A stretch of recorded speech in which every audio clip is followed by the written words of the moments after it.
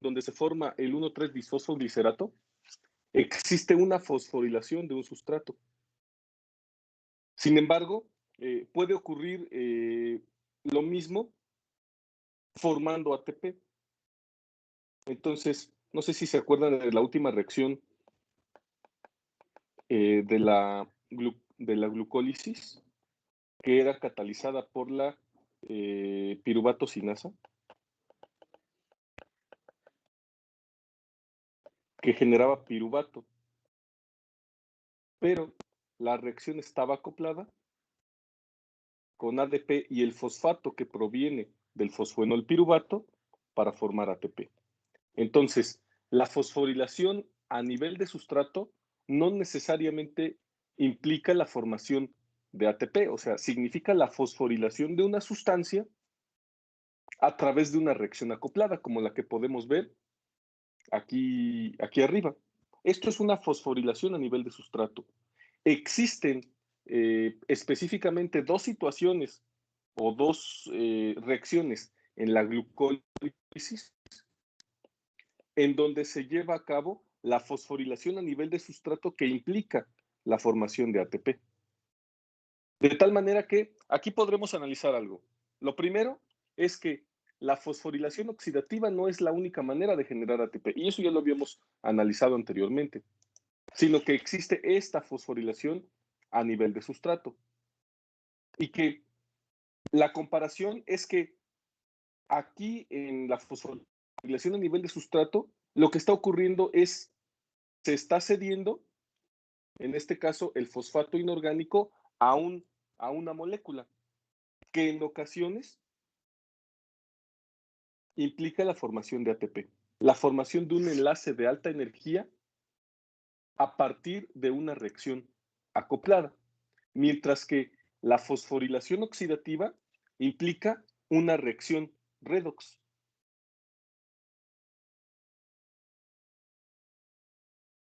Es decir, a partir de un cofactor reducido,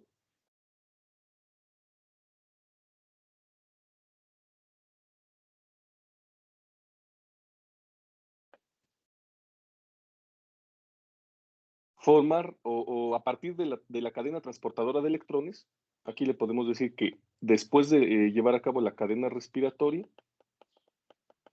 se oxida, es una reacción bastante general, el cofactor y se forma el ATP, que es el proceso que vimos el día de ayer. De tal manera que esta fosforilación oxidativa implica la oxidación del cofactor con la formación de la molécula de ATP. Entonces, esa es la diferenciación entre la fosforilación oxidativa y la fosforilación a nivel de sustrato, en donde una reacción a nivel de sustrato, y aquí una reacción va a generar la fosforilación de un sustrato que en ocasiones puede ser ATP. Y lo que ocurre con la fosforilación oxidativa implica la oxidación de los cofactores con el objetivo de la síntesis de ATP a partir de la diferencia de concentración que existe entre los hidrogeniones del espacio intermembrana en la mitocondria. ¿De acuerdo? No hay más que analizar, son dos tipos de fosforilaciones diferentes, en una de ellas ocurre una reacción redox y en la otra solo un acoplamiento de reacciones, como por ejemplo en la de la piruvato sinasa, pero también nos podemos ir a otra, o bien a situaciones o a reacciones que no necesariamente generan ATP, puesto que solamente van a fosforilar al sustrato. Como en el ejemplo que les coloqué, en ocasiones puede ese fosfato que se fosforila o generar ATP también. Entonces, podríamos comentar que la fosforilación a nivel de sustrato implica un menor proceso para la generación de ATP. Sin embargo, no es la principal vía de la generación de ATP, porque podemos analizar 3 situaciones con fosforilación a nivel de sustrato, bastante puntuales, 2 de ellas en la glucólisis, una que ya les pinté,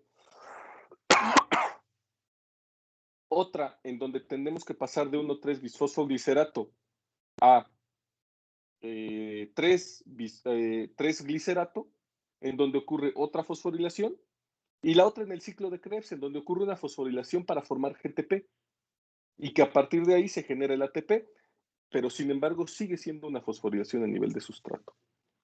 Podríamos decir que son las 3 principales reacciones en donde vamos a generar ATP sin llevar a cabo la fosforilación oxidativa que manejábamos el día de ayer. Vamos a hablar del control respiratorio y del ADP.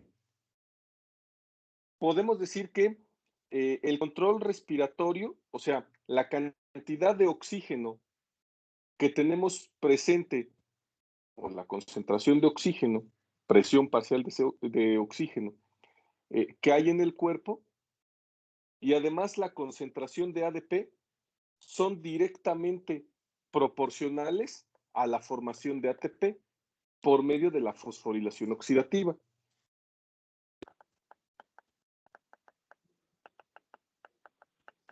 De tal manera que podremos darnos cuenta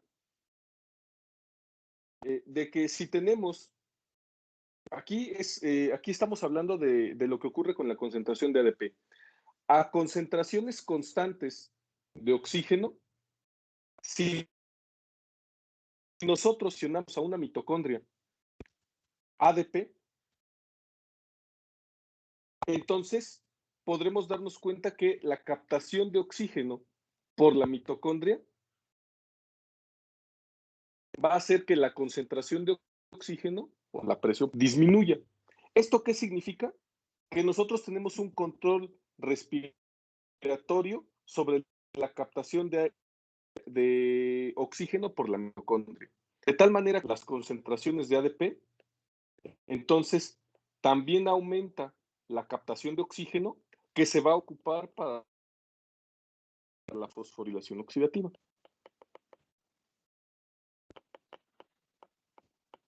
Es decir, que en buena medida la fosforilación oxidativa está regulada por las demandas de ATP y nosotros tendremos que hacer un cociente ATP-ADP, en donde si este número disminuye, significará que la concentración de ADP, perdón, aumenta. Y eso hará que la fosforilación oxidativa, no digamos se active, pero se regule alostéricamente de una manera positiva. Entonces, esta gráfica muestra el consumo de oxígeno por una mitocondria normal a partir del aumento de la concentración de ADP. Es decir, que de manera indirecta, la mitocondria tiene la capacidad de saber cuándo requiere ATP. ¿Cuándo requiere ATP? Cuando las concentraciones de ADP están aumentadas. Si nosotros de manera externa aumentamos la concentración de ADP, la mitocondria lo interpreta como una falta de ATP. ¿De acuerdo? De tal manera que nosotros podemos regular la cantidad de oxígeno que entra a la mitocondria, o más bien dicho, la mitocondria es la que tiene la capacidad de regular la cantidad de oxígeno que entra a ellas, dependiendo de la concentración de ADP. ¿Hasta aquí alguna duda? Ok. Ahora, Yo sé, no me quedó muy claro esto del control respiratorio y el ADP. sí, claro. Entonces, lo que se quiere decir es que la mitocondria regula. Recuerden que cuando estamos hablando de respiración siempre tenemos que hablar de oxígeno y el oxígeno lo tenemos que interpretar como una presión parcial de oxígeno. Entonces, Este control respiratorio significa no que nosotros respiremos por los pulmones, más o menos dependiendo de las necesidades de ATP, que sí podemos hacerlo, porque es lo que ocurre cuando, cuando hacemos ejercicio. Cuando hacemos ejercicio y ocurre una depresión de ADP, nosotros hiperventilamos, pero eso somos un poco más, no avanzados, pero sí más macroscópicos. Aquí estamos hablando de específicamente la mitocondria. Si nosotros aisláramos a una mitocondria, nosotros podríamos darnos cuenta de la cantidad de oxígeno que se encuentra a su alrededor. Y nosotros podemos modificar la cantidad de oxígeno, y a eso se le llama control respiratorio, pero de la mitocondria. La mitocondria tiene la capacidad de saber cuándo captar más oxígeno y cuándo no captar tanto oxígeno. ¿A qué responde o a qué estímulo responde la mitocondria? Al aumento en la concentración de ADP, que la mitocondria lo interpreta como que hace falta ATP, o sea, como que hay una disminución de ATP. ¿Qué estoy diciendo? Que realmente no está midiendo las concentraciones de ATP la mitocondria, lo que está midiendo es las concentraciones de ADP. ¿Por qué? Porque este experimento dice que se le adiciona ADP a la mitocondria y eso va a hacer que el oxígeno que se encontraba cerca de la mitocondria sea depletado. Esto solo se explica porque el oxígeno que capta la mitocondria va a entrar a la fosforilación, bueno, a la cadena transportadora de electrones y es como tal el limitante, este oxígeno, que me puede disminuir la producción de ATP. O sea, a bajas concentraciones de oxígeno, y es lo que nosotros hablábamos con respecto a la relación fosfato-oxígeno, tal vez eso es lo que no debió haber quedado claro, que todo depende de la cantidad de oxígeno que se encuentre en la mitocondria, es la cantidad de ATP que se va a formar. Y esto es sencillo. Si no hay oxígeno disponible, los electrones y los hidrogeniones que se encuentran en la matriz mitocondrial no van a poder asociarse con él para formar agua.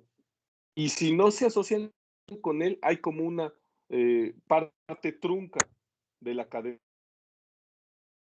Esta parte trunca de la cadena respiratoria impide que los electrones que poseen los cofactores reducidos puedan ser oxidados y bombear los hidrogeniones. Entonces, primero ocurre no lo podemos llamar como tal, bueno, sí lo podríamos llamar inhibición de la cadena transportadora de electrones por falta de oxígeno. Esta inhibición de la cadena transportadora de electrones implica que nada de los cofactores se puede oxidar. Como no hay electrones transportándose, no se puede llevar a cabo la acumulación de hidrogeniones en el espacio intermembrana y si no hay, como lo vamos a ver también más adelante con las proteínas desacoplantes, si falta este gradiente de hidrogeniones en el espacio intermembrana, no se puede formar ATP, que es lo que estábamos viendo al final de ayer. Gira en base a los hidrogeniones. Si el hidrogenión, quiero aquí colocar y matriz, para que se den cuenta el flujo de hidrogeniones hacia dónde va. Debería estar volteada porque todas las imágenes marcan a la matriz en la parte superior y el espacio, perdón, al revés, la matriz mitocondrial en la parte inferior y el espacio intermembrana en la parte inferior. Esta es la única imagen, por lo que podemos ver que el flujo de los hidrogeniones es desde el espacio intermembrana hacia la matriz en esta de aquí, que lo podemos ver acá, en esta. Entonces, cuando nosotros hablamos de un control respiratorio, podremos decir que el oxígeno está directamente relacionado con la formación de ATP. Si no hay oxígeno, la cadena se interrumpe, es más que nada eso, interrupción de la cadena, y entonces el cofactor no se puede oxidar, se queda en su forma reducida, y entonces no se bombean los hidrogeniones, y entonces no se forma el ATP.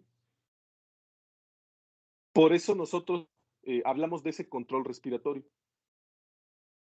Ahora, en presencia de oxígeno, nosotros podemos acelerar la fosforilación oxidativa en función de la concentración de ADP. Cuando nosotros por causas internas aumentamos el ADP, eso significa directamente que estamos necesitando ATP, por lo que la captación de oxígeno por la mitocondria, eso es a lo que se refiere con el control respiratorio. Un aumento en la cantidad de oxígeno captado por la mitocondria en función a la concentración de ADP. Y lo podemos ver aquí. A esto es a lo que se refiere la grafiquita. Mi concentración o mi presión parcial de oxígeno en un momento determinado y nos podemos dar cuenta que nada más adicionamos ADP. Aquí no hay como tal una necesidad de ATP, sino que nosotros en un laboratorio aumentamos la concentración de ADP. ¿Y qué es lo que sucede?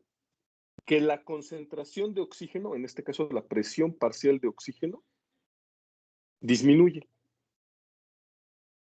Disminuye porque esta cantidad de oxígeno es captado por la mitocondria. ¿Hasta cuándo? Hasta que el ADP se agota. Una vez que se agota, en función al tiempo, vuelve como por así decirlo, al estado basal de captación de oxígeno, donde sí está disminuyendo, pero no con el grado tan acusado como cuando tuvimos un aumento en la concentración de ADP. ¿De acuerdo? No vi quién me preguntó porque creo que no tenía activada la cámara, pero... Sí, está bien, doctor, gracias. Ah, Dylan, cierto. Sí. Vale. ¿Alguien más? ¿Alguna duda? Doctor, es que como que me confundí un poco yo también, pero a ver, solamente Sí. para rectificar. Entonces, Uh cuando -huh. nosotros tenemos, bueno, cuando se aumenta el ADP, la presión parcial de Uh -huh. oxígeno disminuye, ¿no? Entonces, ¿hace un aumento de la captación de oxígeno? Sí, un aumento en la captación de oxígeno por la mitocondria. En este Okay. grado, si nosotros tuviéramos a bien continuar una gráfica de la captación de oxígeno basal de la mitocondria, tendría que ser más o menos así. O sea, en función del tiempo, la mitocondria va a estar captando oxígeno. Eso es normal. ¿Por qué? Porque el oxígeno se requiere para la fosforilación oxidativa. Sin embargo, nosotros tenemos un control respiratorio, de hecho me pasé, debería ser incluso menos acusada, debería ser más o menos así. Ese sería el grado de captación de oxígeno en una mitocondria normal. El control respiratorio, la diferencia entre las dos gráficas, la que estoy pintando, que sería una captación basal de la mitocondria y una captación aumentada en función de la concentración de ADP. Si nosotros, sigo tendiendo hacia abajo, pero bueno, más o menos, lo que quiero decir es que la captación de oxígeno por la mitocondria sería con las concentraciones relativamente constantes, para mantenerlas constantes, y la cantidad de oxígeno que capta la mitocondria cuando nosotros adicionamos ADP. ¿Dónde vimos la adición de ADP? Aquí lo está. Entonces, es prácticamente eso. La mitocondria tiene la capacidad de controlar cuánto oxígeno requiere para llevar a cabo la fosforilación oxidativa en función de la concentración. Cuando nosotros agotamos el ADP que entonces esto vuelve al estado basal, donde sí se está llevando a cabo la captación de oxígeno, pero no de manera tan acusada como cuando se adicionó ADP. De acuerdo, ayer no vi quién era. Era Denise, creo, ¿no? Sí, gracias. Sí, vale. ¿Alguien más? Ahora, en función de lo que vimos ayer, quiero que me digan si hay alguna duda con respecto a la cadena respiratoria y la fosforilación oxidativa, porque ya vamos a pasar a conceptos más clínicos, por así decirlo. Entonces, ya quedó entendida, a mí me costó bastante trabajo, y me refiero a mis años de estudio, entender la cadena transportadora con la fosforilación oxidativa. Si ya quedó claro, entonces vamos a darnos cuenta qué situación tanto a la cadena respiratoria de electrones como a la fosforilación oxidativa. Primero, vamos a hablar de la inhibición de la cadena transportadora de electrones. Doctor, se está cortando. Se está cortando un poco. Ok, voy.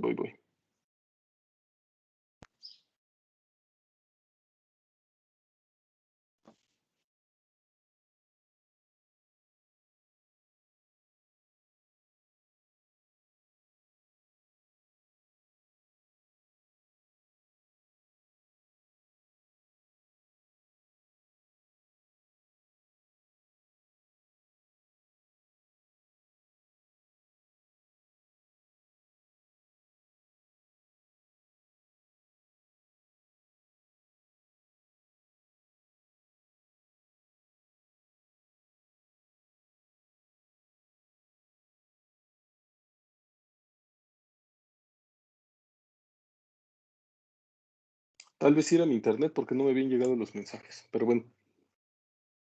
Me dicen si ya se ve mejor más que nada.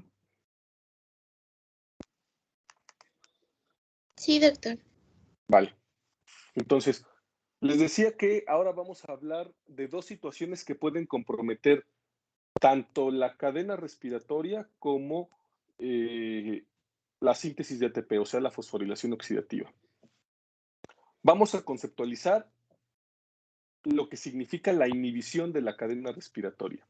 La inhibición de la cadena respiratoria implica situaciones o sustancias que tienen la capacidad de inhibir complejos. O sea, tenemos inhibidores del complejo 1, tenemos inhibidores del complejo 3, tenemos inhibidores del complejo 4 e incluso tenemos inhibidores del complejo 2, que no está aquí puntualizado. Entonces, en función de esos inhibidores, el inhibidor significa que tú puedas evitar el flujo de hidrogeniones por evitar que el electrón pueda salir de ese complejo. Eso es una inhibición de la cadena transportadora de electrones. Ahora, ¿qué pasa si inhibimos el complejo 1? Lo que vamos a inhibir es la oxidación del NAD.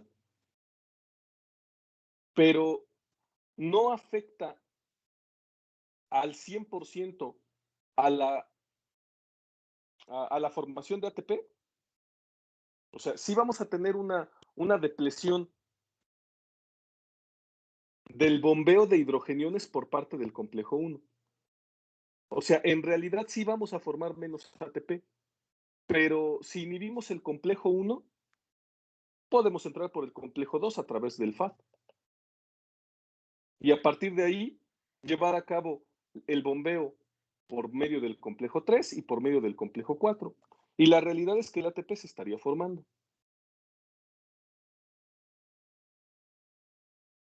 Podemos inhibir el complejo 2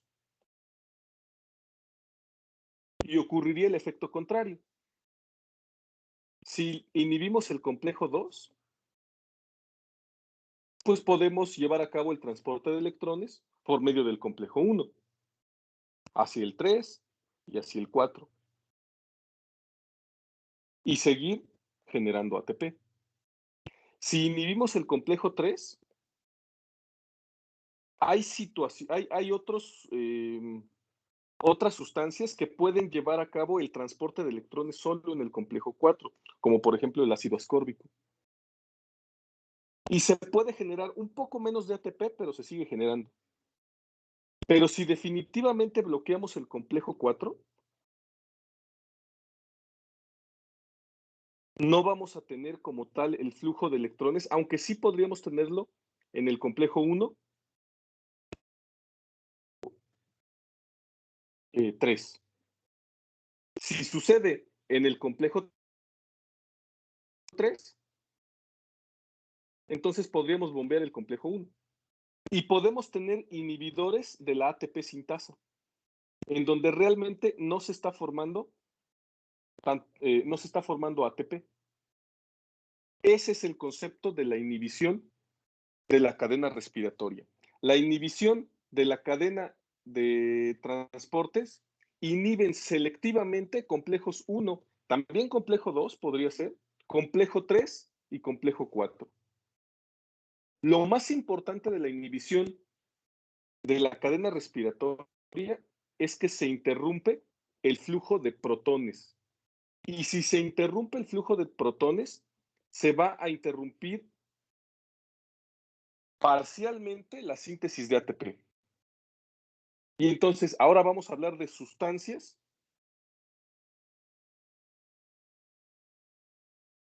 que pueden generar la inhibición de la cadena respiratoria. Y aquí podemos dividir en dos grandes grupos. Los medicamentos, por ejemplo, que tienen, los medicamentos que tienen la capacidad de ser venenosos,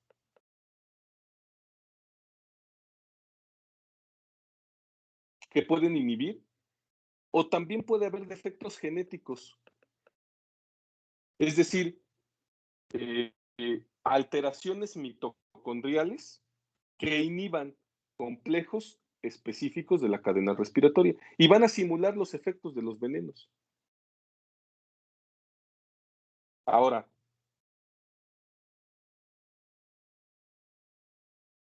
¿cómo son los inhibidores de los sitios específicos de la cadena respiratoria? Quien inhibe el complejo 1 son estos tres principales sustancias. La principal de ellas es la rotatenona, que fue un medicamento anteriormente utilizado, obviamente no se utiliza, y el mecanismo de acción es que impiden la transferencia electrónica desde el complejo 1, que tiene un sitio de hierro unido a azufre, a la ubiquinona. O sea, del complejo 1 al complejo Q, la transferencia de electrones está inhibida. El complejo 2, como les decía, es menos frecuente, pero sí puede ocurrir la inhibición del complejo 2. El malonato, por ejemplo, se comporta como succinato deshidrogenasa.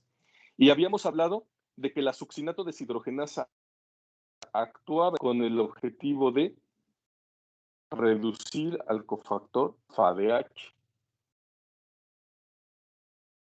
En el complejo 3, el inhibidor más conocido es un antimicrobiano que se conoce como antimicina A. Ahí tenemos que hablar del complejo 3, que va a transferir electrones hacia el citocromo C Y eso es lo que inhibe la antimicina A. Y por último, el complejo 4, que es la citocromo oxidasa, es inhibida directamente por el cianuro. Por eso el cianuro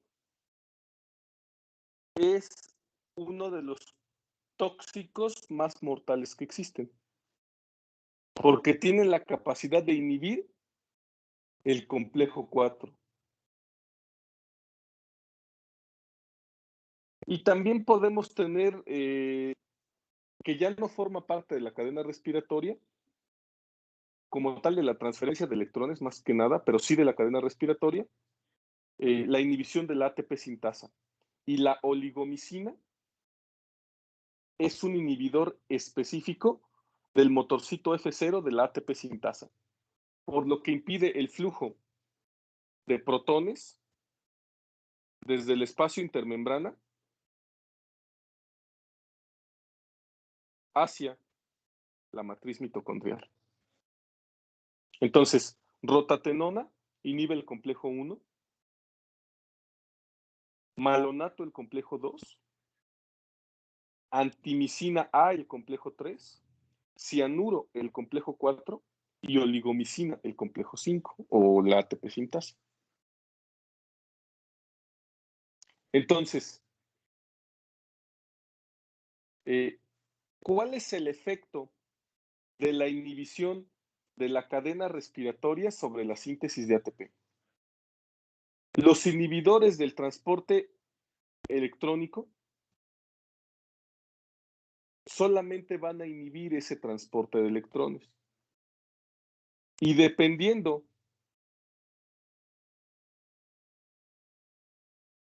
el sitio en donde se inhiba, puede ser o más o menos grave la depresión de la síntesis de ATP. Una inhibición de la cadena respiratoria disminuye la síntesis de ATP y solamente si lo hace en el complejo 4 va a disminuir completamente la síntesis de ATP.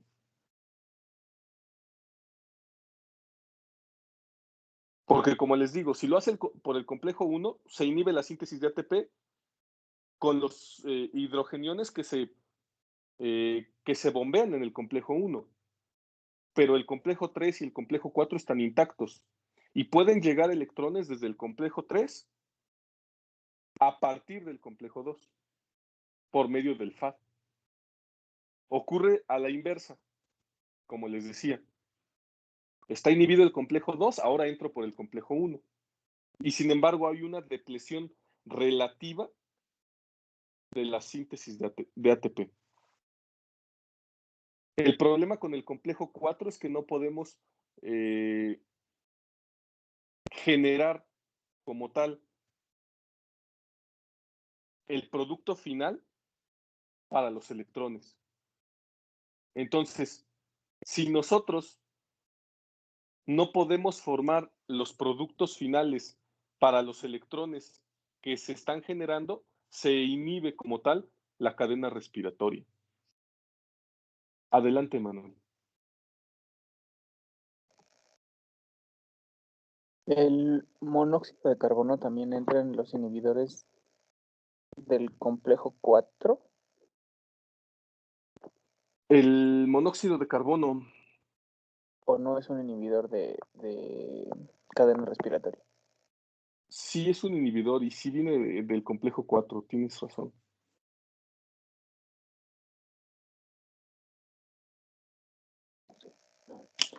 Sí es un inhibidor del complejo 4.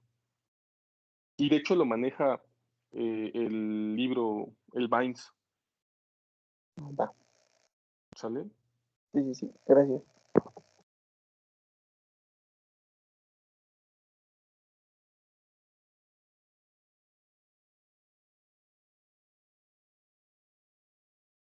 Sí, ahí el problema con el monóxido de carbono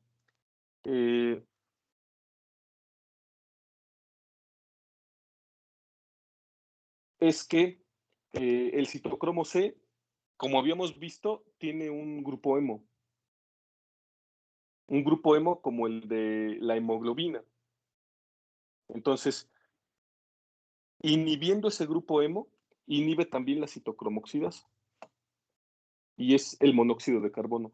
Por eso, cianuro y monóxido de carbono son dos sustancias potencialmente mortales, porque inhibiendo el complejo 4, impedimos la formación de agua, impedimos la transferencia de los electrones hacia los hidrogeniones y hacia el oxígeno. Entonces, esto significará como tal una inhibición completa, porque recuerden que es necesario el oxígeno para poder llevar a cabo la transferencia de electrones. Si no se transfieren los electrones en el complejo 4, entonces separan las demás bombas. Por eso es mucho más grave inhibir el complejo 4, incluso que inhibir el complejo 3. Porque tenemos sustancias específicas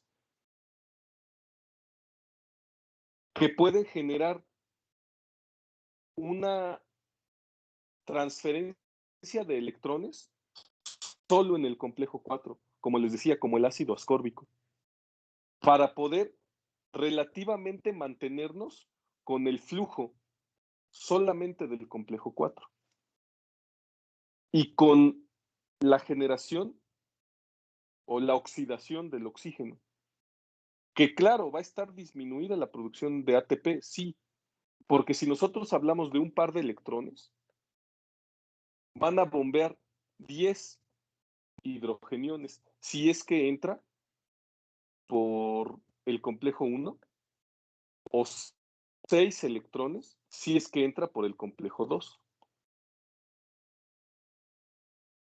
Solamente 2 electrones tienen la capacidad de bombear esta cantidad de hidrogeniones, dependiendo por dónde entren. Si solo los electrones son cedidos por otra sustancia en el complejo 4, solo van a bombear 2 protones. Esto obviamente disminuye la producción de ATP, pero no la depleta cuando hablamos de la inhibición del complejo 3, porque la del complejo 1 y la del complejo 2 están bastante bien entendidas, me supongo, porque son dos mecanismos distintos de entrada a la cadena transportadora de electrones. Pero si nosotros inhibimos esta, podríamos decir, pues tenemos todas las anteriores, sí, pero el problema radica en que estos electrones tienen que oxidar al oxígeno. Y si no lo oxidan, entonces se trunca la cadena respiratoria y ya no puede haber más flujo de electrones. Por eso son tan mortales estas sustancias que inhiben específicamente el complejo 4. María Fernanda, adelante. Sí, Doc, quería preguntarle que, bueno, no sé si aquí funciona en eso de las vitaminas que aumenten como la producción de ATP o aquí no. Es que recuerden que las vitaminas son cofactores enzimáticos. Entonces, la vitamina C, que es el ácido ascórbico, es el tratamiento para una inhibición de los complejos por la capacidad reductora que tiene. Pero lo que se requiere cuando nosotros administramos vitaminas es aumentar la cantidad de cofactores. Nosotros aumentamos la cantidad de cofactores, aumentamos la reducción de ellos y aumentamos la producción de ATP, eso sin duda. Pero si nosotros tenemos inhibidos el complejo, o un complejo, cualquiera que esto sea, va a afectar a la oxidación de estos cofactores. Entonces, ahí como tal el complejo tiene acción. Ahí tiene más acción el ácido ascórbico, que es vitamina C, que tiene la capacidad de oxidar C y de reducir o de transferir electrones a los complejos principales. Pero con estos medicamentos, no son medicamentos, con estos venenos que inhiben específicamente al complejo 4, lo mejor es sacarlos del sistema. Hablaba Emanuel del monóxido de carbono. ¿Qué tenemos que hacer? Saturarlo de oxígeno. Saturar de oxígeno al paciente para inhibir competitivamente al monóxido de carbono. De tal manera que podamos romper esa inhibición del complejo 4. Muchas veces esto no sucede y es la causa de muerte de las personas a las cuales se genera un incendio, por ejemplo, y empieza a generarse monóxido de carbono, además de dióxido de carbono. O aquellos que mueren intoxicados por monóxido de carbono puro. Como el monóxido de carbono no es tan oloroso, son personas que se quedan dormidas y no hay manera de desinhibir el complejo 4 y por lo tanto la producción de ATP disminuye. O sea, prácticamente está pasando lo mismo que lo que ocurre con un infarto al miocardio, porque ahí el problema es que no hay oxígeno. Y si no hay oxígeno, la realidad es que el complejo 4 está inhibido. Emanuel. Sí, perdón, primero. ¿Sí, Mariana? ¿Sí quedó claro? Fernanda, sí. Gracias. Perdón, Fernanda. Adelante, Manuel. Entonces, si un paciente se intoxica con CO2 o cianuro, con atención médica rápida, ¿es posible salvarlo? Podría ser posible. El problema es que esa atención llegue rápida. O sea, es como si tuvieras que hacer incluso quelantes, por ejemplo, del cianuro principalmente, pero eso usualmente no sucede. Eso usualmente no sucede. Lo que ocurre es que no podemos desinhibir a la fosforilación oxidativa y casi nunca se salva. Sí podríamos, sí, en teoría. El problema es que llegue esa atención que tú estás mencionando, que llegue en tiempo y forma, porque no tenemos tanto tiempo. Okay, Me imagino que tendremos unos 10, 15 minutos cuando mucho. Por eso son venenos tan potentes. Va que va. Gracias. ¿Sí? ¿Alguien más? Ok. Eso es con respecto a la inhibición de la cadena respiratoria. Es la inhibición de la transferencia de electrones a través de los complejos que estuvimos analizando. Ahora, ¿cuál es el concepto de desacoplar la fosforilación oxidativa? El concepto de desacoplar la fosforilación oxidativa implica el paso de los hidrogeniones o del gradiente de hidrogeniones que se forma en el espacio intermembrana por proteínas distintas o por sustancias, porque no necesariamente son proteínas, por sustancias distintas a la ATP sintasa.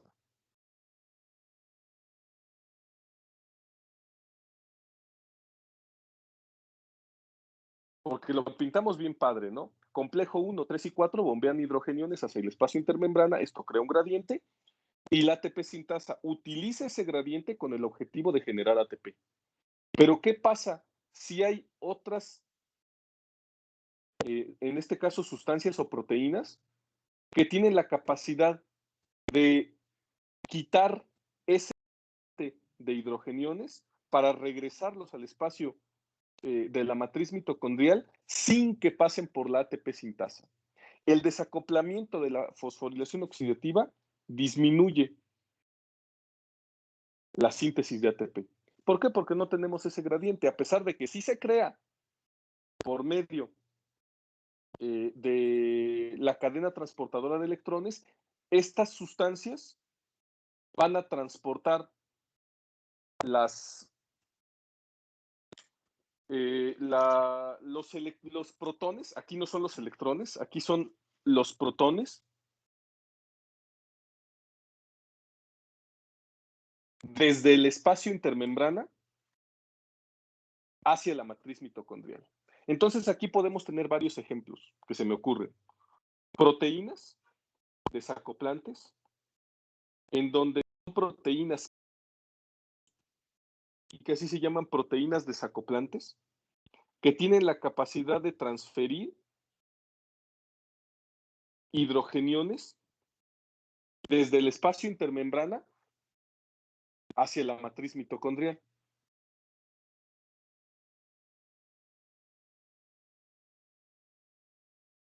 Me van a decir, ¿y por qué demonios tenemos esas proteínas?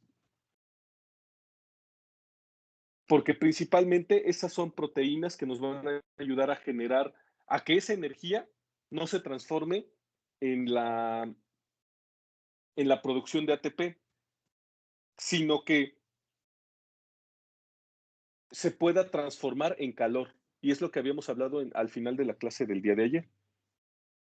Que en ocasiones ese flujo de protones que existe entre el espacio intermembrana y la matriz mitocondrial no va a ser canalizado directamente hacia la formación de ATP, sino que una parte de ese gradiente de hidrogeniones va a regresar por proteínas desacoplantes con el objetivo de utilizar esa energía producida por los electrones hacia el mantenimiento de la temperatura.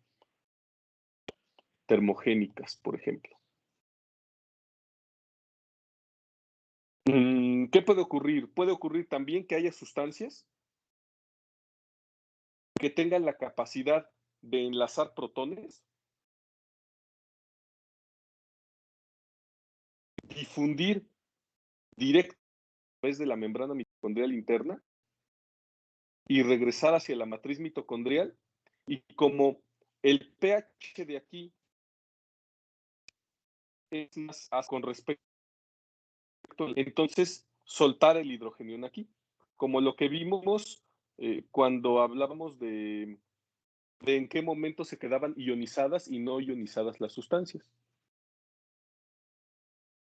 Entonces tenemos el primer ejemplo, que son proteínas desacoplantes.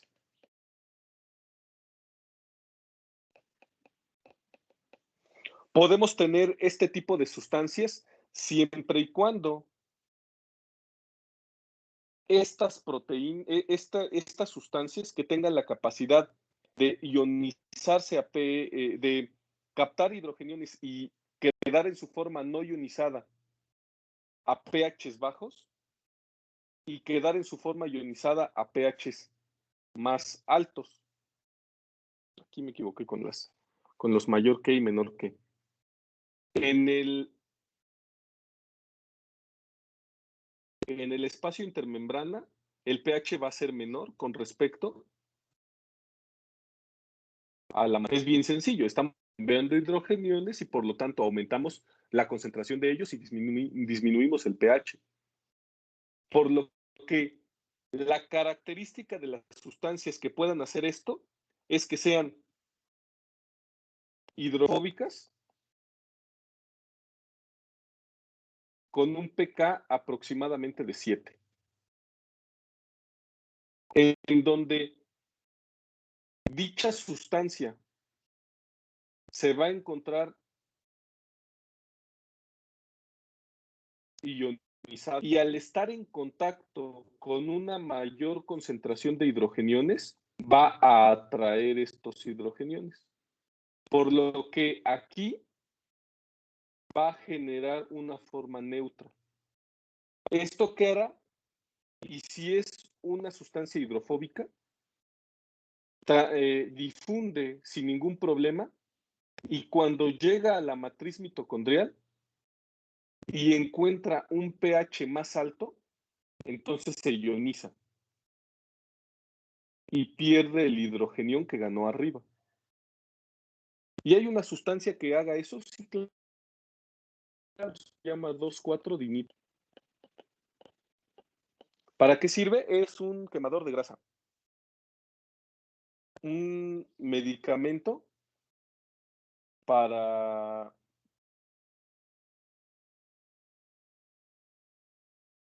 se desconectó. Un medicamento para bajar de peso que se utilizó más o menos en los años 90, pero mataba al 10% de las personas que lo utilizaban. Porque tenía la capacidad de hacer eso. Adelante, Emanuel. ¿Podría repetir el fármaco? Es que no lo escuché. Aquí está. Parte izquierda, 2,4 Ah, dimetrofenol. ya me apareció. Ajá. Es que se Gracias. desconectó. Me dijo que se interrumpió la transmisión en pantalla. 2,4 dinitrofenol. O puede existir una tercera situación para que esto ocurra. La pérdida de la integridad de la membrana mitocondrial interna. Si nosotros perdemos la integridad de la membrana mitocondrial interna, va a perderse ese gradiente que existe entre el espacio intermembrana y la matriz mitocondrial. De estas tres maneras podemos desacoplar la fosforilación oxidativa. Doc, ¿puede medio de repetir la proteínas última? de Es que se trabó mi audio un poco, entonces no escuché Claro. bien. Sí, es la pérdida de la integridad de la membrana matriz, de la membrana mitocondrial interna. Pérdida de la integridad. O sea, fácil, que se rompa la membrana mitocondrial interna. Esto generará una comunicación entre el espacio intermembrana y la matriz mitocondrial. Y generará el mismo efecto. Las tres situaciones generan el mismo efecto. Las proteínas desacopladas que transportan hidrogeniones hacia la matriz mitocondrial sin pasar por la ATP sintasa y que tenemos todos, se llaman uncoupling proteins y los vamos a ver en la siguiente diapositiva. Las sustancias que tengan la capacidad de quedarse en su forma no ionizada a pHs bajos, ser hidrofóbicas, transportarse a través de la membrana mitocondrial interna y soltar los hidrogeniones para quedarse en la forma ionizada a pHs más altos, como el 2,4 dinitrofenol, y la pérdida de la integridad de la membrana mitocondrial interna, que generará una comunicación entre el espacio intermembrana y la matriz mitocondrial, y hará imposible la formación del gradiente de hidrogeniones que es más acentuado en el espacio intermembrana. Y aquí, agentes desacoplantes de la fosforilación. Bueno, ok. Agentes desacoplantes de la fosforilación oxidativa, incluyendo los que son producidos por nuestro organismo. Bueno, aquí tenemos lo que les decía del 2,4 dinitrofenol. Ahorita vemos lo del carnitrus. Ya se me trabó ya, ¿eh?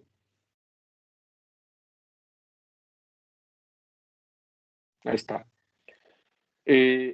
Existen proteínas desacoplantes, como se ve en el pie de foto, y las proteínas desacoplantes implican lo que podemos ver aquí. Son proteínas distintas de la ATP sintasa que van a transportar los hidrogeniones en el mismo sentido que la ATP sintasa, es decir, desde el espacio intermembrana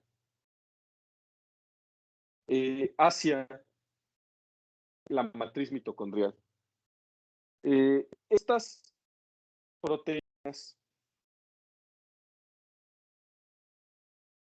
como tal, que se llaman UCP,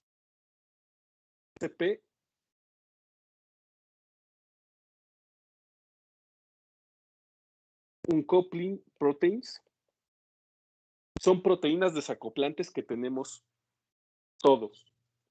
Y principalmente hay 5 tipos. UCP1, que se va a encontrar principalmente en la grasa parda. El adulto prácticamente no tiene grasa parda. Entonces, estas proteínas desacoplantes tienden a desaparecer con la edad adulta.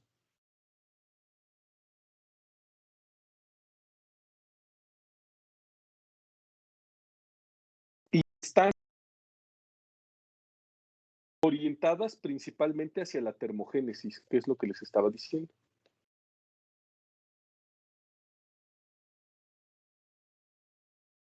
La tipo 2, que prácticamente se encuentra en todos los tejidos.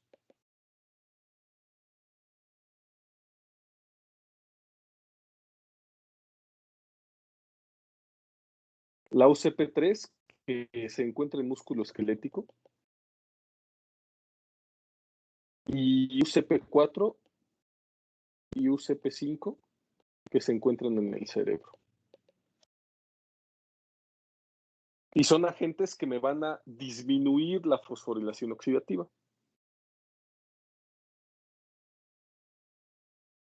Con la transferencia de hidrogeniones en el mismo sentido de la ATP sintasa. Y el otro es el 2,4-dinitrofenol, que les decía, es una sustancia lipofílica, o sea, hidrofóbica, que tiene la capacidad de atravesar la integridad de la membrana mitocondrial interna y que tiene la capacidad de atrapar un hidrogenión y por lo tanto quedarse a pHs bajos en su forma no ionizada. Aquí. Una vez que se encuentra en su forma no ionizada, atraviesa la membrana mitocondrial interna hacia la matriz. Como en la matriz se encuentra con un pH más alto, por ese bombeo que existe a partir de la cadena transportadora, entonces suelta el protón y se ioniza.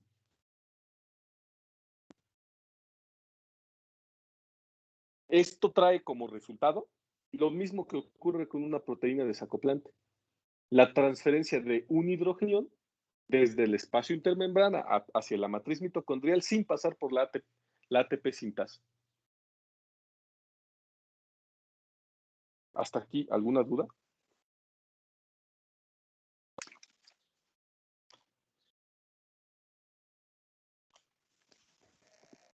Una. Sí, adelante. Bueno, pero es como muy hipotética, no sé. Uh-huh. Si existen estos desacoplantes, existen los que induzcan una mayor actividad en esta parte de la fosforilación y cadena respiratoria. Pues claro que sí. ¿Qué? Sí, claro. Pero ahí lo que ocurre principalmente es un mayor flujo. Si ocurre, recuerda que lo que no puede ocurrir tanto es que los protones vayan en contra de gradiente de concentración. Entonces, si van en contra de gradiente como tal, o sea, proteínas no existen, podrían existir sustancias que harían sería mejorar el gradiente de concentración. Sería más complicado, sí, pero podrían existir. En este momento no te puedo decir si hay específicamente, pero así como lo planteas, claro que podrían existir y existiría, aquí existe enfermedad, de hecho, el 2,4-dinitrofenol induce incluso la muerte. ¿Qué haría la otra sustancia? Todo lo contrario, o sea, sería un medicamento que podría aumentar la síntesis de ATP.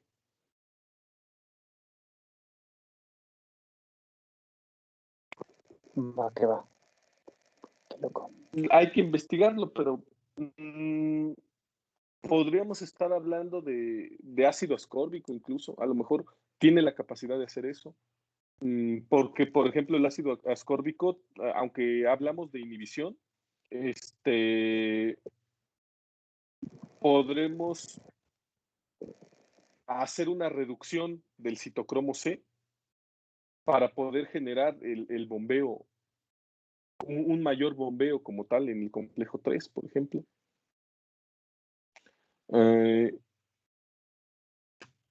Habría como tal que investigar. Sin embargo, no creo que su efecto tenga algún... Sí puede tener un aumento en de ATP, pero no creo que como tal induzca una mayor síntesis de ATP. ¿Por qué? Porque entonces lo que ocurriría sería una inhibición de los complejos. Porque al aumentar la síntesis de ATP, disminuiría la concentración de ADP. Eso es a bote pronto, pero más o menos eso es lo que, o sea, lo que haríamos sería disminuir para compensar, disminuir el gradiente de hidrogeniones que llega a través de los complejos para compensar. ¿De acuerdo? Gracias. Y ya nada más para finalizar, hablando del UCP2, se ha visto que, por ejemplo, está aumentada en el páncreas. Lo que va a ocurrir es en el páncreas en personas diabéticas y obesas. Esto lo que hace es una disminución de la concentración de ATP, que finalmente ese es el concepto del desacoplante, y que puede llegar a ser una parte importante de disminuir la secreción de insulina, porque la insulina requiere ATP para secretarse. Y el objetivo de la UCP3 en el músculo esquelético, esta es regulada por hormona tiroidea. Recuerden que la hormona tiroidea aumenta el metabolismo basal de la célula. Entonces, en ocasiones, cuando hay un aumento de la hormona tiroidea, lo que va a ocurrir es un aumento en la actividad de las proteínas desacoplantes en el músculo con el objetivo de aumentar la cantidad de calor generado.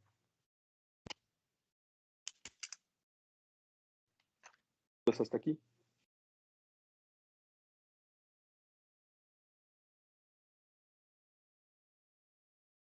Ok. Y podremos hablar del Kernicterus. Bueno, aquí terminamos los desacoplantes como tal, en donde podemos ver la consecuencia o las consecuencias que existen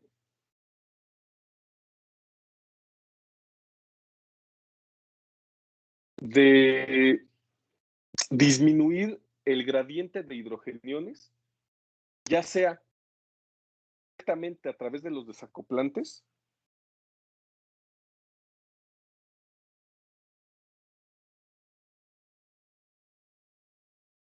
o bien indirectamente hacia la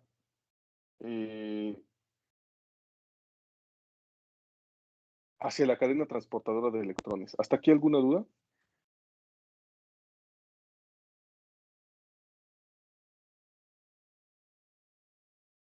Ok.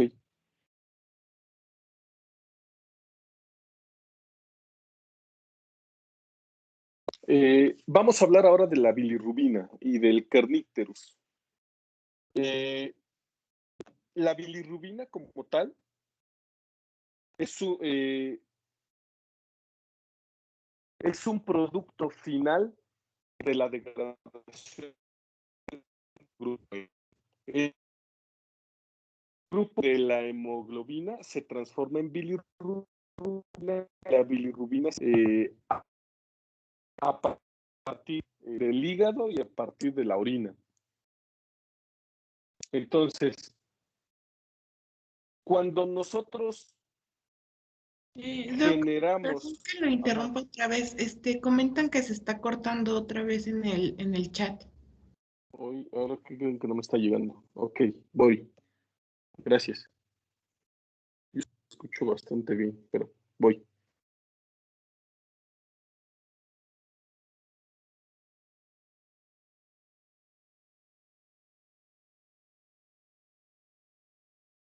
A ver ahora.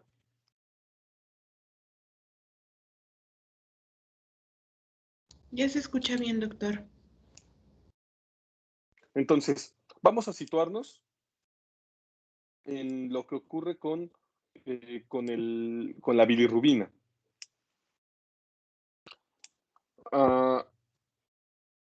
Dos situaciones especiales, ¿no? Podemos hablar de un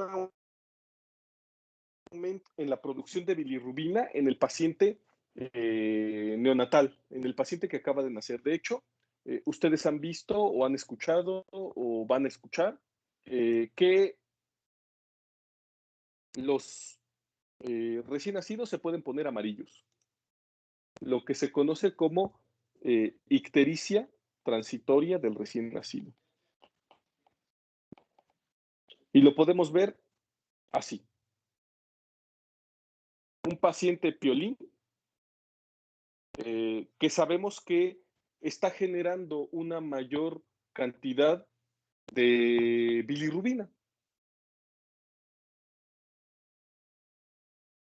El problema radica, bueno, las causas de que se generen mayor cantidad de bilirrubina son muchas, ¿no?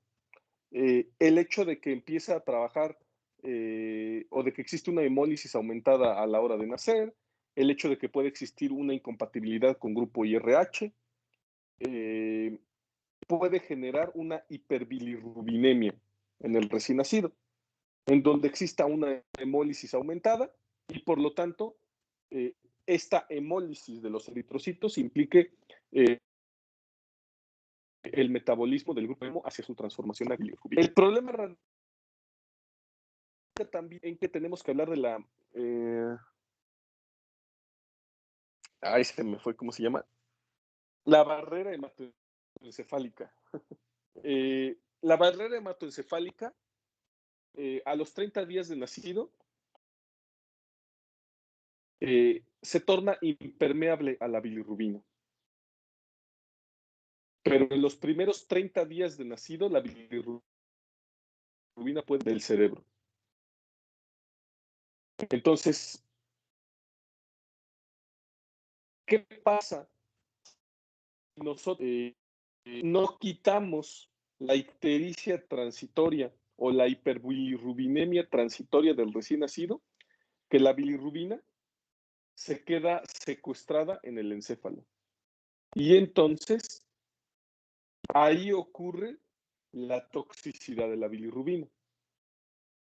Antes de los 30 días de nacido, la bilirrubina entra y sale y no necesariamente va a generar estas manifestaciones como tal de toxicidad por parte de la bilirrubina y no los genera porque la bilirrubina se encuentra disuelta en el plasma y puede empezar a excretarse. Ahora, cuando nosotros tenemos la acumulación de la bilirrubina en el cerebro,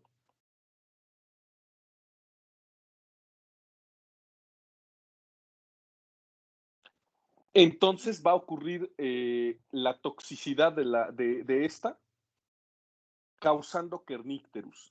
El kernícterus es una neurotoxicidad generada por la bilirrubina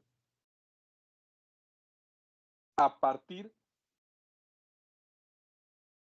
de la impermeabilidad de esta que ocurre a partir de los 30 días de nacido. Entonces, si nosotros nos tardamos y después de los 30 días no hemos hecho que el paciente induzca la excreción de la bilirrubina, entonces van a ocurrir estas reacciones tóxicas de la bilirrubina. ¿Qué ocurre? La bilirrubina desacopla la fosforilación oxidativa. Desacopla la fosforilación oxidativa específicamente en la mitocondria cerebral, inhibiendo el complejo 5. Induce inflamación del cerebro, necrosis y muerte celular. Y entonces esto se va a manifestar en el recién nacido como retraso mental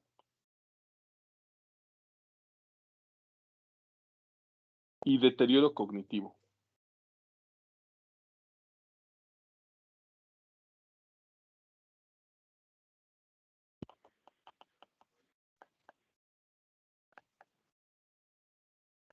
Entonces, son pacientes que van a presentar retraso en el desarrollo neurocognitivo a partir del mes de edad, como consecuencia del desacoplamiento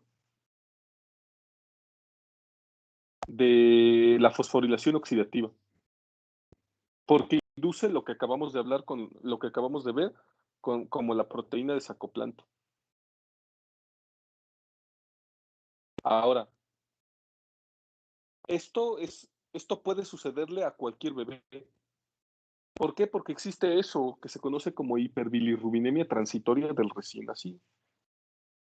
Entonces, cuando ustedes revisen a personas recién nacidas y los encuentren así, tenemos que orientar a los papás a que hagan algo muy sencillo.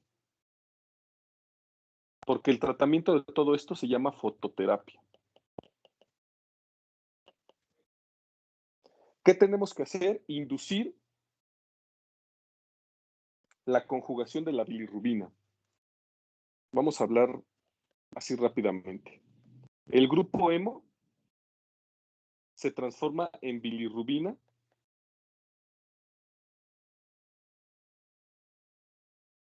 no conjugada.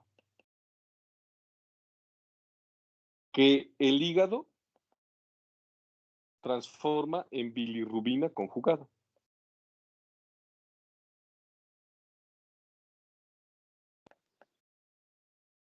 ¿Cuál es la diferencia entre una y otra?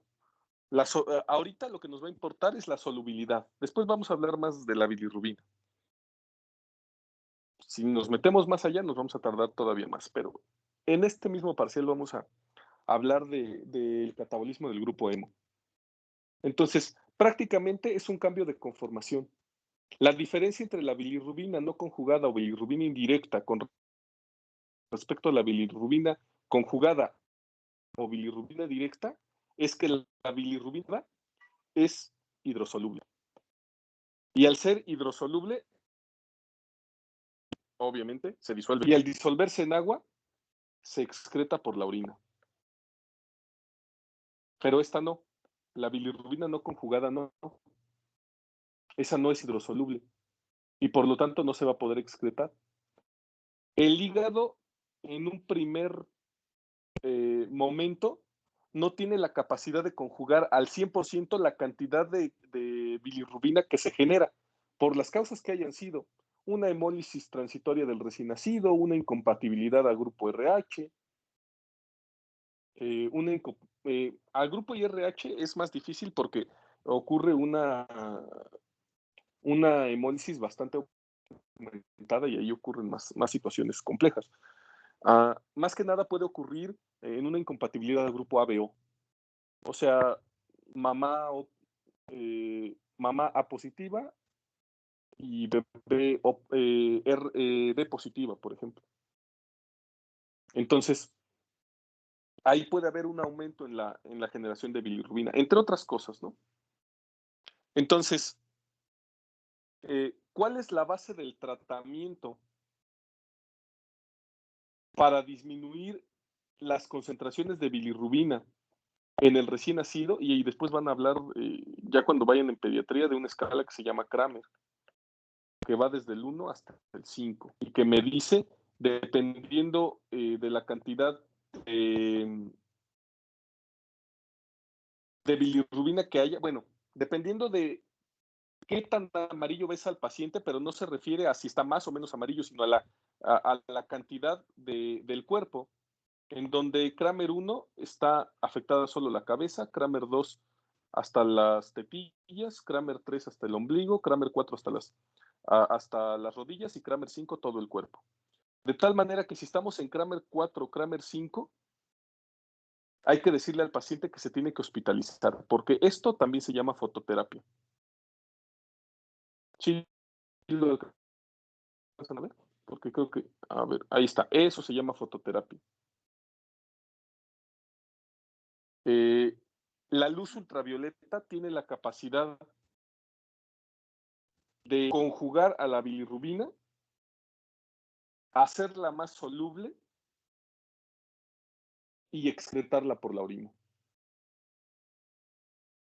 Pero si la característica del niño no da para tanto, tenemos que llevar a cabo lo que se conoce como fototerapia. Voy, ahorita les doy la palabra.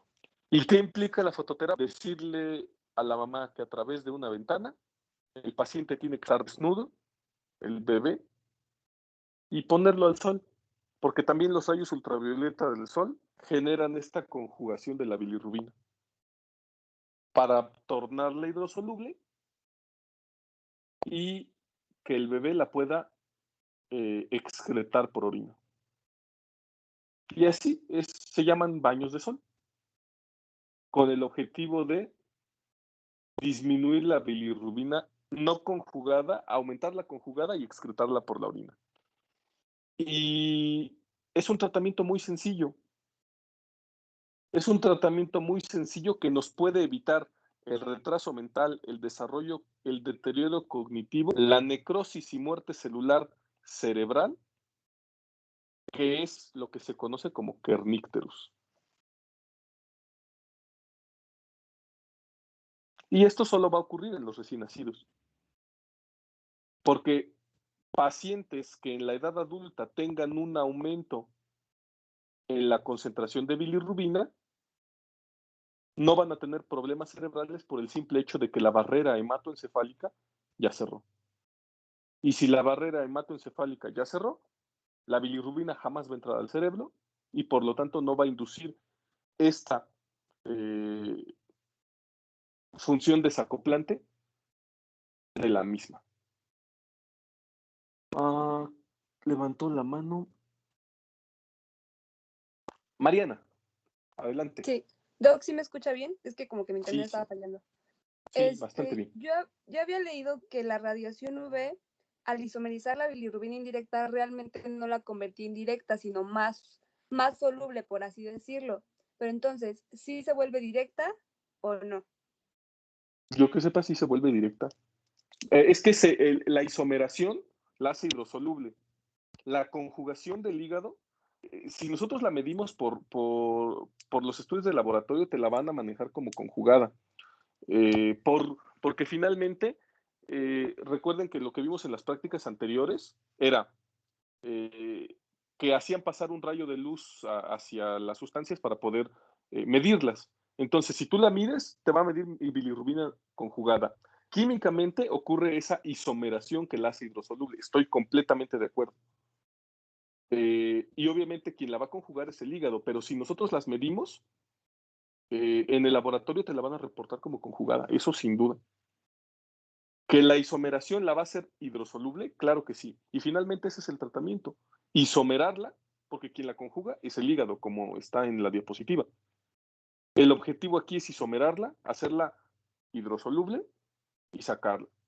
Si el Kramer es mucho mayor, hay necesidad de que la radiación sea 24 horas. Pero sí, es una isomerización. Estoy de acuerdo.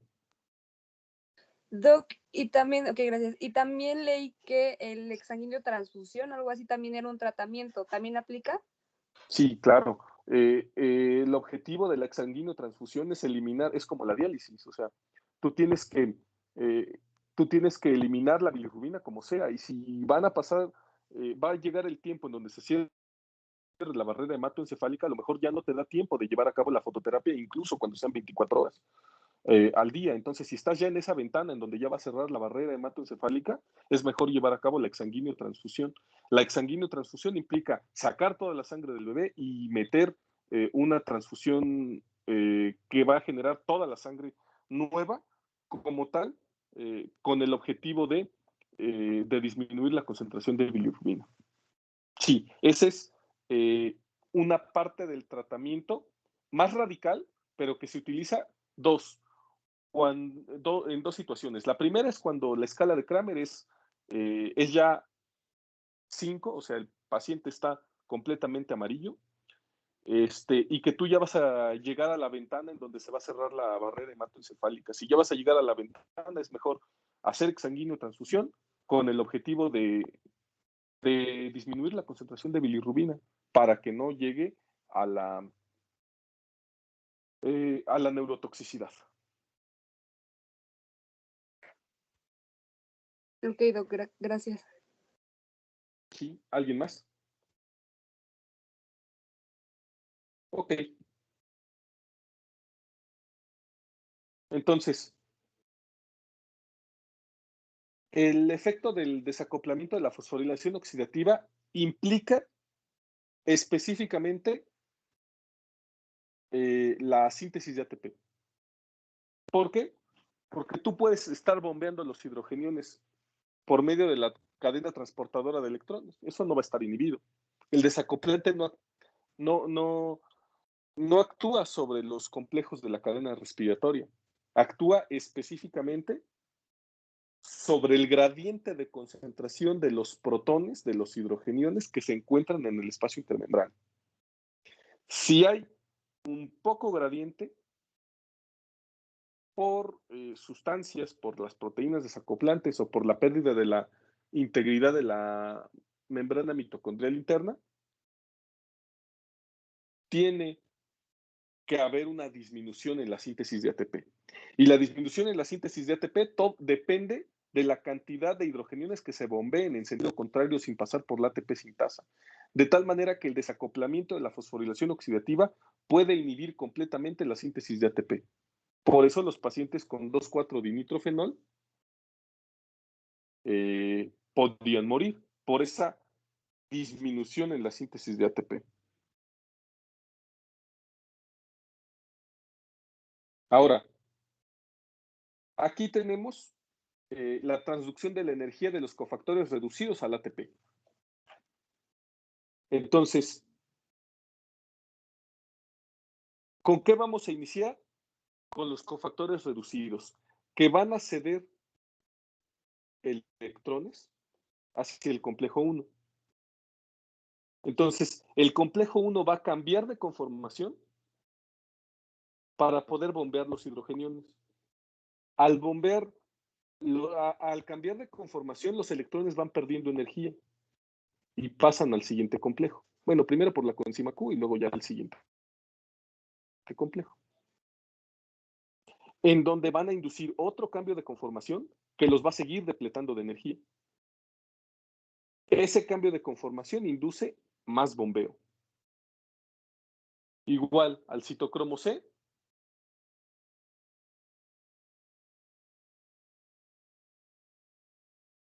que va a pasar hacia el complejo 4, en donde los electrones prácticamente ya no van a tener energía.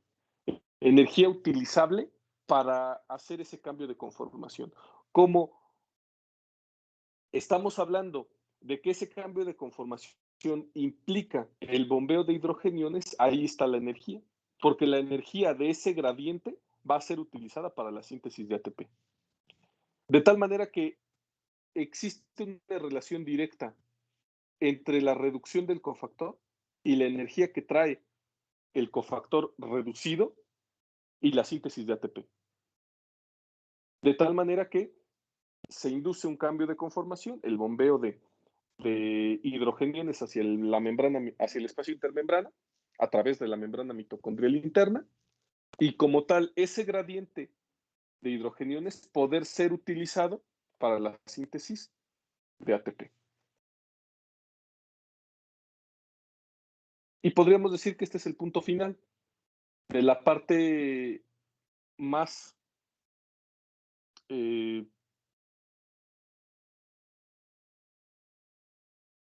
química de la bioenergética, en donde nosotros tenemos que integrar el flujo de energía a partir de la fusión de hidrógeno hasta que se sintetice ATP. O sea, todo empieza en el Sol. ¿Ya cambió? Ya cambió. Todo empieza en el Sol. Ahí ocurre la fusión de hidrógeno. Esa cantidad de energía que se genera, y es energía térmica, energía radiante, son distintos tipos de energía que se genera a partir de la fusión de hidrógeno, nos llega vía rayos ultravioleta, vía sol, vía energía luminosa, vía temperatura. De toda esa energía, las plantas captan la energía luminosa y la energía radiante para generar la fotosíntesis. Al generar la fotosíntesis, generan glucosa. Nosotros requerimos ese sustrato de glucosa para llevar a cabo la combustión de los combustibles biológicos que hemos visto desde hace semana y media. Nosotros llevamos a cabo la digestión y la absorción de los nutrientes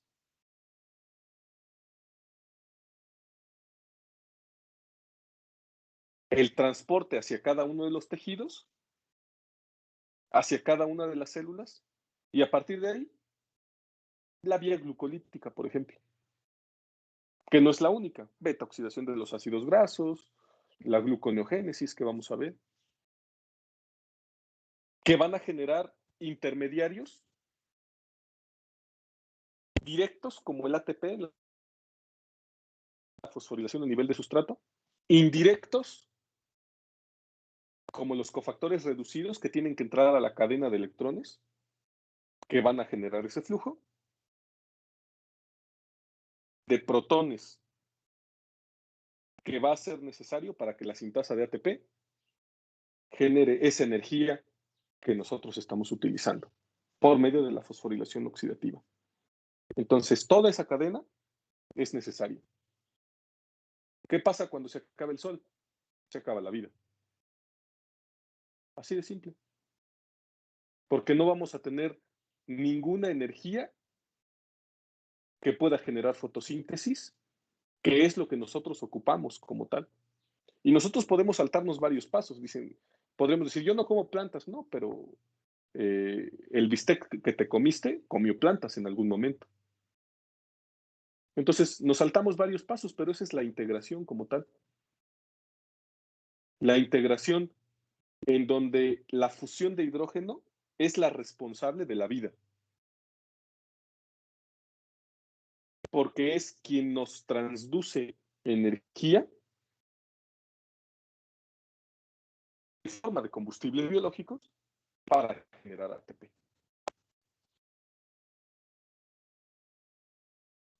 Y es lo que les decía, se acaba la fusión de hidrógeno y se acaba la vida. La segunda ley de la termodinámica dice que, si se acuerdan, que en el universo siempre la entropía aumenta. Y esto es cierto, porque la fusión de hidrógeno me va a generar helio. Y una vez que se genere el 100% de helio que se puede generar a partir de los hidrógenos presentes en el Sol, este helio no va a tener energía suficiente para generar trabajo. Y eso, señores, se llama entropía.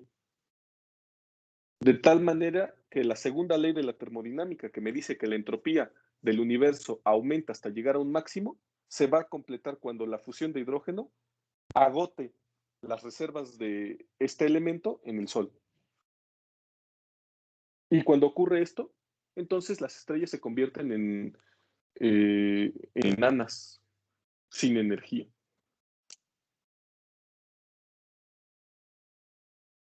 Por lo que los combustibles y además, los combustibles biológicos, esa transferencia del Sol a los combustibles biológicos también aumenta la entropía, porque a partir de ahí ya no se genera energía útil. Una vez que se genere el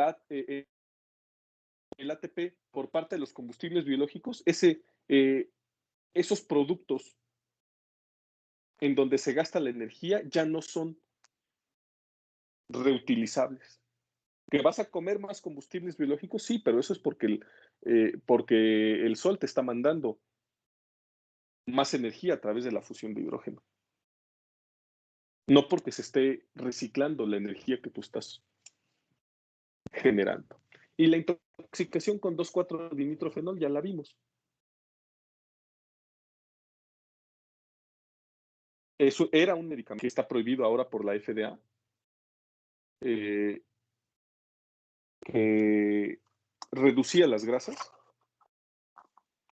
pero que al desacoplar la fosforilación oxidativa, mataba a 1 de cada 10 que lo consumía. Y el proceso pues ya lo vimos. No sé si hay alguna duda, porque ahí acaba esto. Pensé que íbamos a empezar con glucogenólisis, pero bueno, vamos bien. Yo creo que ya los siguientes temas, yo quería que no quedara ninguna duda sobre la cadena transportadora de electrones y la fosforilación oxidativa, porque créanme que vale la pena que ustedes se queden sin dudas, porque finalmente son las dos partes más complejas, ¿no? Ya vimos la combustión de los combustibles biológicos y la cadena respiratoria y la fosforilación oxidativa, y son los dos procesos más complejos para poder seguir hablando de situaciones más clínicas. Porque vamos a empezar a hablar ahora de los procesos inversos a los digestivos. Ahí analizamos el anabolismo y ahora vamos a hablar de catabolismo para terminar bioenergética. Utilización de glucógeno, utilización de proteínas, destino del nitrógeno, destino de los esqueletos carbonados que hablábamos anteriormente con Emanuel, la gluconeogénesis, la glucogenólisis, la formación de cuerpos cetónicos y después ya situaciones o bioquímica clínica, ¿no? Hígado, riñón, cáncer, para culminar el curso. ¿Dudas, doctores? Todavía si hay alguna duda el día lunes de la fosforilación oxidativa, nos metemos un ratito.